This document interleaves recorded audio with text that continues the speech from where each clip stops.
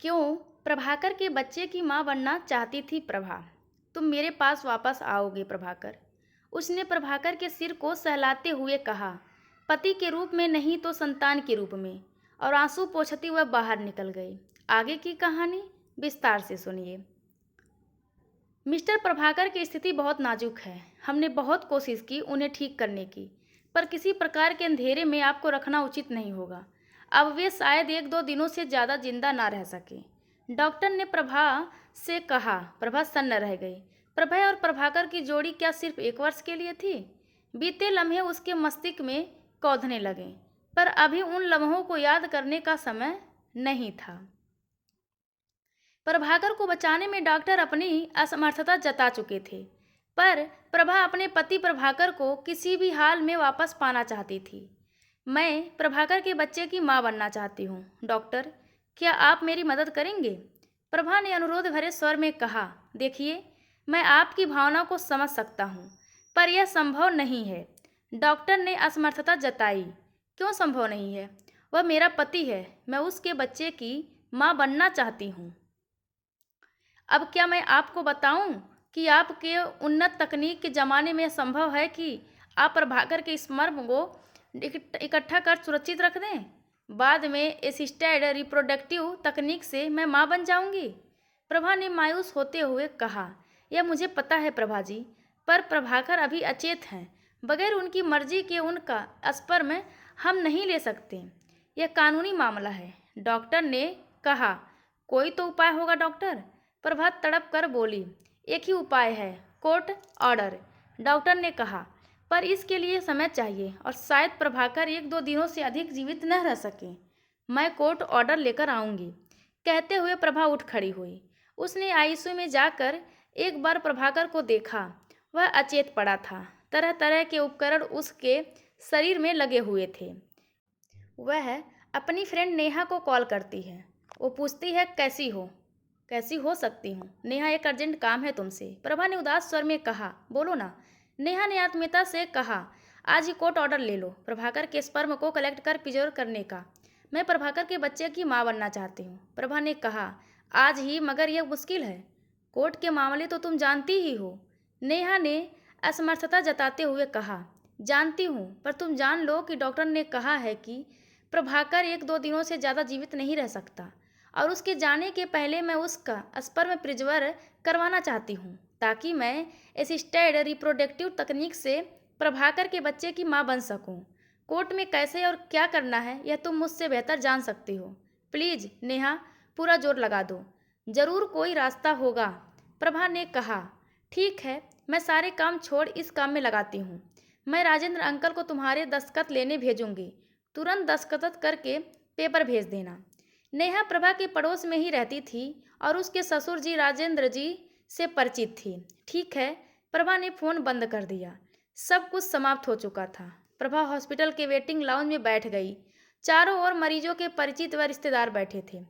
कुछ के मरीज सामान्य रूप से बीमार थे, तो कुछ के गंभीर। कोविड के दूसरे लहर की अफरा तफरी समाप्त हो चुकी थी। हॉस्पिटल के कर्मचारी अपने काम में व्यस्त थे। कोई कैश काउंटर में काम कर रहा था तो कोई कैशलेस काउंटर पर। इतने लोगों के होते हुए भी चारों ओर अजीब किस्म का सन्नाटा था। ऐसा प्रतीत होता था मानो जीवन पर आशंका का ग्रहण लगा हुआ है। प्रभा ने पर्स से पानी की बोतल निकालकर एक घूंट लिया और आंखें बंद कर बैठ गई।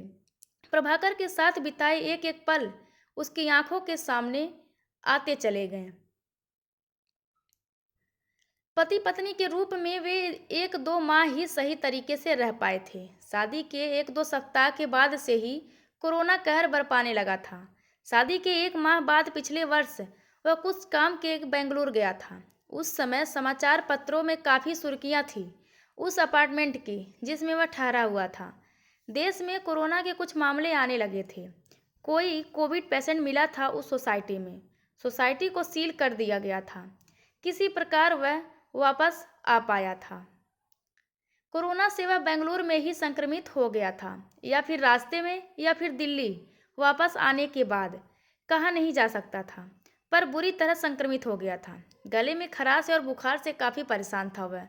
उसने खुद को एक कमरे में आइसोलेट कर रखा था। प्रभा चाहती तो थी उसके पास जाने को, पर प्रभाकर ने सख्त हिदायत दे रखी थी। अभी तुम ठीक हो तो मेरी देखभाल कर रही हो, मुझे खाना पानी दे रही हो। तुम भी संक्रमित हो जाओगी तो फिर कौन तुम्हारी देखभाल करेगा? लॉकडाउन के कारण कोई दोस्त रिश्तेदार भी नहीं आ पाएगा। हॉस्पिटल भरे हुए हैं और फिर इसका कोई इलाज भी नहीं है। दोनों एक ही ऑफिस में काम करते थे और इस दौरान उनकी मुलाकात हुई थी। दोनों के नाम मिलते जुलते थे, इसीलिए कई बार गलतफहमी भी होती थी। एक बार प्रभाकर की चिट्ठी उसके पास आ गई थी। वह चिट्ठी प्रभाकर को देने गई थी। उस चिट्ठी ने दोनों के बीच सेतु का काम किया था। दोनों के नाम मिलते जुलते ही नहीं थे, सोच विचार में भी तालमेल था। पहले दोनों अच्छे दोस्त बने, फिर प्रेमी और फिर दंपति, मगर जिंदगी को शायद कुछ और ही गंवा रहा था। संयोग से वह कोरोनाग्रस्त होने से बच गई और प्रभाकर भी धीरे धीरे ठीक हो गया। कोविड से ठीक होने के बाद लगा था कि जिंदगी पटरी पर वापस आ रही है, पर कोविड के पोस्ट कॉम्प्लिकेशंस के कारण प्रभाकर की स्थिति बिगड़ने लगी। निमोनिया और मल्टी ऑर्गन फेलियर के कारण प्रभाकर का बचना मुश्किल हो गया। एकाएक प्रभा की तंद्रा भंग हुई। उसका मोबाइल बज रहा था। उसने स्क्रीन पर देखा, न्यू पापा कॉलिंग। मैसेज स्क्रीन पर फ्लैश हो रहा था। उसने प्रभाकर के पिताजी का नंबर न्यू पापा के नाम से सेव कर रखा था। प्रभाकर के पापा राजेंद्र जी काफ़ी सहयोगात्मक व्यवहार वाले आदमी थे।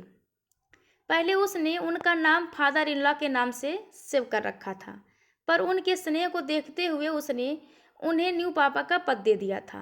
हेलो पापा, उसने कॉल रिसीव कर छिड़ स्वर में कहा। कहाँ हो बेटा? एडवोकेट नेहा ने एक डॉक्यूमेंट भेजा है तुम्हारे दस्तखत के लिए। राजेंद्र जी ने कहा।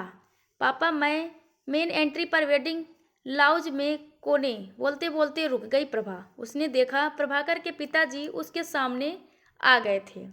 इस पेपर पर दस्तखत कर दो, नेहा ने मांगा है।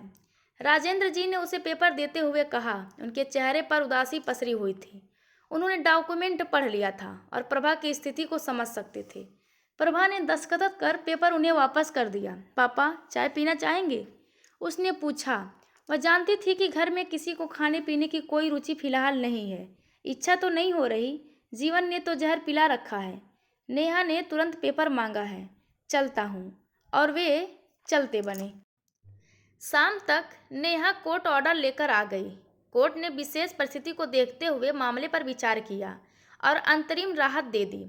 कोर्ट ने स्पष्ट आदेश हॉस्पिटल के डायरेक्टर को दिया था। प्रभा कोर्ट ऑर्डर लेकर सीधे डायरेक्टर के पास गई। डायरेक्टर को उसने कोर्ट ऑर्डर दिखाया। उसमें साफ साफ यह उल्लेख था कि चूंकि मरीज अचेत है और उसकी सहमति पाना असंभव है। विशेष परिस्थिति को देखते हुए न्यायालय अस्पताल प्रशासन को आदेश देता है कि IVF ART प्रोसीजर से मरीज के स्पर्म को सुरक्षित रखें। हॉस्पिटल ने सही प्रोसीजर अपनाकर स्पर्म सुरक्षित रख लिया। प्रभा के मन में संतोष हो गया। प्रभाकर को बचाना तो संभव नहीं है, पर वह उसके बच्चे की माँ जरूर बनेगी और वह उसके पास दूसरे रूप में वापस जरूर आएगा। दोस्तों, यह कहानी आप सभी को कैसी लगी कृपया कमेंट करके ज़रूर बताएं और चैनल को लाइक शेयर और सब्सक्राइब करना बिल्कुल ना भूलें।